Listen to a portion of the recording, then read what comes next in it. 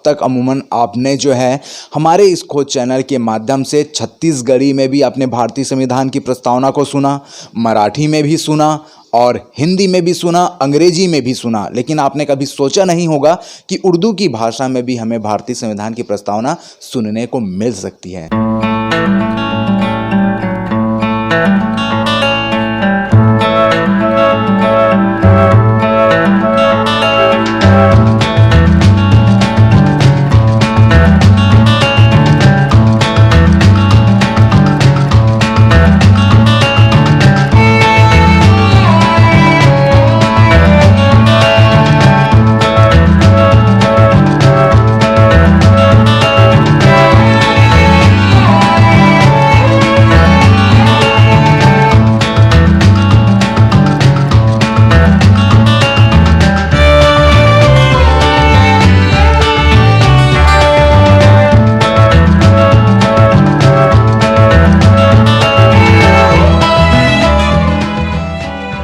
जैसा कि आप सभी को पता है कि भारतीय संविधान की प्रस्तावना को हम अधिक से अधिक लोगों को याद करवा रहे हैं और अलग अलग भाषाओं में भी हम आप सभी के बीच में अलग अलग शख्सियतों के माध्यम से प्रस्तुति दिलवा रहे हैं, ताकि आप जिन शब्दों में, जिन भाषाओं में भारतीय संविधान को समझ सकते हैं, उन भाषाओं में, उन शब्दों में आप समझने का प्रयास करें और भारतीय संविधान के प्रति आपकी रुचि बढ़े, भारतीय संविधान को पढ़ने के प्रति, भारतीय संविधान को जानने के प्रति आपकी जागरूकता बढ़े। हमारा यही एक उद्देश्य है और आज हमारे साथ जुड़े हुए हैं अब्दुल सलाम कौसर जी।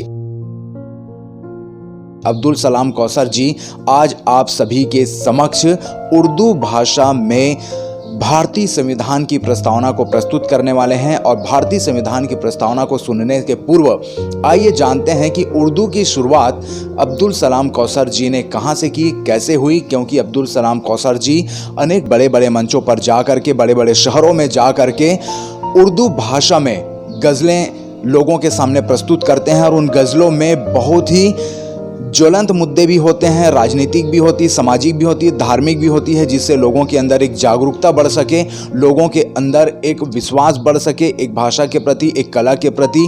और आइए सीधे हम जुड़ते हैं अब्दुल सलाम कौसर जी से और जानते हैं कि इन्होंने उर्दू की शुरुआत कैसे की। देखिए, उर्दू तो मैंने पढ़ाई किया सिर्फ 5वीं क्लास तक, मगर कॉलेज के ज़माने में जो लाइब्रेरी थी वहाँ से उर्दू की जो शायरी किताबें थी मैंने वहाँ से प्राप्त किया।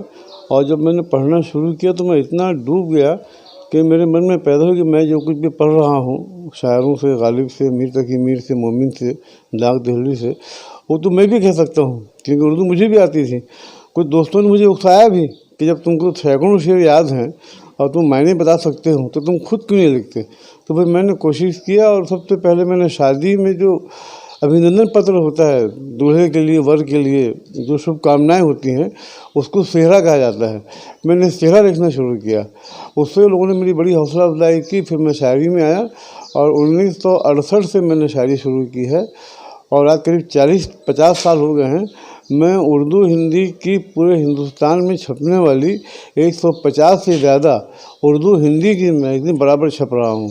और ये मेरा सौभाग्य है कि मुझे छत्तीसगढ़ सरकार ने मुझे माना, मुझे समझा और मुझे उर्दू भाषा के क्षेत्र में अच्छा काम करने के लिए हाजी हसन अली सम्मान दिया और जिसके तहत मुझे 2 लाख रुपए का इनाम दिया गया। जैसा कि कौसर साहब ने बताया कि छत्तीसगढ़ शासन ने हाजी हसन अली पुरस्कार से इनको सम्मानित किया गया उर्दू के क्षेत्र में और 2 लाख रुपए का पुरस्कार भी इन्हें उस सम्मान के तौर पर दिया गया। साथियों, ये कोई छोटा मोटा अचीवमेंट नहीं है।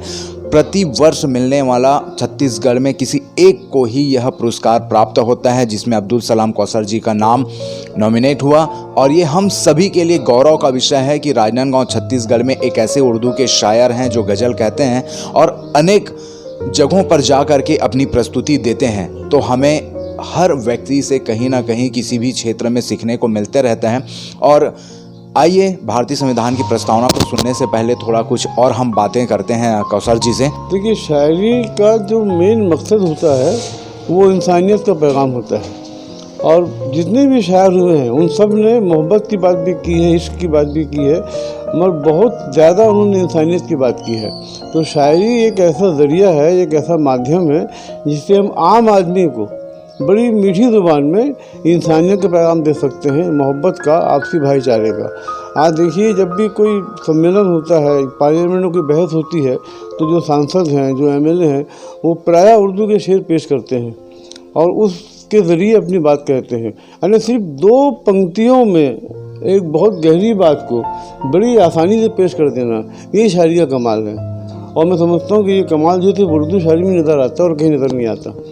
और मैं खुद भी कोशिश करता हूँ कि मैं मोहब्बत की बात करूँ, हिम्मत की बात करूँ, हौसला अफजाई की बात करूँ, इंसानियत की बात करूँ। कौसर जी कह रहे हैं कि उर्दू शायर में मैं अपने शब्दों के माध्यम से युवाओं को, देश को एक पैगाम देता हूँ मोहब्बत का, इंसानियत का, और लोगों को जगाने का प्रयास करता हूँ अपने भाषा के माध्यम से, अपने गज़ल के माध्यम से, अपने शब्दों के माध्यम से उन लोगों को जागरूक करने का प्रयास करता हूँ जो मेरे शब्दों के माध्यम से मैं जिन गतिविधियों को देखता हूँ और महसूस करता हूँ, जो मुझे लगता है कि देश में युवाओं के प्रति, समाज के प्रति, धर्म के प्रति और राजनीति के प्रति, लोगों के उत्साह के प्रति, लोगों के मन में खुशियाँ लाने के प्रति मुझे जो लगता है मैं वह लिखता हूँ और हमेशा मैं इंसानियत और मोहब्बत का ही पैगाम देने का प्रयास करता हूँ। साथियों, एक बार पुनः हम भारतीय संविधान की प्रस्तावना को सुनने से पहले कौसर जी से मोहब्बत का पैगाम देने वाला, कुछ लोगों को उत्साह बढ़ाने वाला 1-2 हम पहले शायरी उर्दू की भाषा में कौसर जी से सुनते हैं। उसके बाद भारतीय संविधान की प्रस्तावना से हम जुड़ेंगे। देखिए, हमको ज़िंदगी ऐसे गुजारना चाहिए कि लोग हमको याद करके खुश हो जाएं, हमारी बातों को याद करके उनके मुँहों तबस्सुम आ जाए, मुस्कुराहट आ जाए। देखिए, मैंने कहा है 4 पंक्ति में कि किसी की ज़िंदगी का हुस्न बन जाते तो अच्छा था, किसी की ज़िंदगी का हुस्न बन जाते तो अच्छा था, लबों की मुस्कुराहट में नज़र आते तो अच्छा था, और किसी की आँख का आंसू बने तो क्या बने साहब, नज़र का नूर दिल का चैन बन जाते तो अच्छा था। ये बात होती है मोहब्बत की कि लोग हमको याद करें और याद करके खुश हो जाएं। अब देखिए, एक बात और देखिए, मैंने कहा है कि मोहब्बत की बात भी है, पैगाम भी है। 2 शेर सुनिए आप कि याद आई आपकी और इस कदर आई कि बस, याद आई आपकी और इस कदर आई कि बस, बैठे ही बैठे तबीयत इतनी घबराई कि बस। अब देखिए, आज के दौर की बात है कि भाप बनकर आँख का पानी हवा में उड़ गया। शर्मो है तो आज है ही नहीं, है ना। उसको मैंने कहा है कि भाप बनकर आँख का पानी हवा में उड़ गया, इस नई तहजीब ने वो आग बरसाई कि बस, इस नई तहजीब ने वो आग बरसाई कि बस। भारतीय संविधान जो है, मैं समझता हूँ पूरे विश्व में अपने आप में अकेला है जो हर लिहाज से, जिसने कौम की परवाह की है, समाज की परवाह की है, मज़हब की परवाह की है और एक आम आदमी को आज़ादी के साथ जीने का हक़ दिया है। ये शायद किसी भी देश के आइन में, किसी भी देश के संविधान में ऐसा नहीं लिखा हुआ है। हर जगह जो है पार्शलिटी है। आज भी देखिए, विदेशों में गोरे काले का भेदभाव है जो जहरीला है। मतलब कई जगह तो जो काला खिलाड़ी होता है उसको बाहर कर दिया जाता है। हिंदुस्तान में अगर ऐसा नहीं है, कोई भी जात पात का आदमी अगर उसमें प्रतिभा है, चाहे किसी भी जात का हो, वो आगे बढ़ सकता है। और देखिए, आज हमारे हिंदुस्तान में जो मुसलमान लोग हैं, सानिया मिर्ज़ा जो अपने आप में एक आइडियल बन चुकी है, अगर वो मोहम्मदन है तो कोई बात नहीं कि वो मोहम्मदन है, वो क्योंकि उसमें टैलेंट है, उसमें फ़न है, उसमें काबिलियत, इसलिए इसको आगे बढ़ाया गया है। ऐसे बहुत से लोग हैं हिंदुस्तान में, गैर मुस्लिम लोग हैं, मगर जैसे कि अब अम्बेडकर जी, उन्होंने बनाया है देश संविधान। अगर कोई ये सोचता उस ज़माने में कि तो शेड्यूल कास्ट का है, लोअर ग्रेड का है, उसे क्यों दिया जा करके, तो उन्हें नहीं दिया जाता। मगर क्योंकि उनकी काबिलियत थी, उनमें टैलेंट था, उनमें एक ब्रिलियंट आदमी थे वो, इसलिए उनको मौका दिया गया। इसलिए हिंदुस्तान में किसी जात पात की बात नहीं की जाती। और जो ऐसा करते हैं, मैं समझता हूँ वो गलत करते हैं। उन्हें चाहिए कि एक आदमी को गिने, उसकी काबिलियत को गिने, उसका जो दहानत है उसको गिने और उसके बाद में फैसला करें कि आदमी सही है या गलत है। किसी जात पात के बेस पर किसी आदमी को गलत कहना, ये बहुत बड़ी बात है और ऐसा नहीं होना चाहिए। कौसर जी ने हैं अपने शायरी से एक पैगाम देने का प्रयास किया। अब आइए सीधे हम भारतीय संविधान की प्रस्तावना से जुड़ते हैं, जिसको सुनने के लिए आप काफ़ी समय से उत्सुक हैं, बेताब हैं, जिसे आप सुनना चाहते हैं। उर्दू की भाषा में भारतीय संविधान को शायद देश में पहली बार किसी शख्स के द्वारा प्रस्तुत किया जा रहा है, बोला जा रहा है। अब तक अमूमन आपने जो है हमारे इस खोज चैनल के माध्यम से छत्तीसगढ़ी में भी आपने भारतीय संविधान की प्रस्तावना को सुना, मराठी में भी सुना और हिंदी में भी सुना, अंग्रेजी में भी सुना, लेकिन आपने कभी सोचा नहीं होगा कि उर्दू की भाषा में भी हमें भारतीय संविधान की प्रस्तावना सुनने को मिल सकती है। तो साथियों, हमारे साथ अब्दुल सलाम कौसर जी हैं और ये किसी परिचय के मोहताज नहीं है। और आइए सीधे सुनते हैं भारतीय संविधान की प्रस्तावना उर्दू की भाषा में।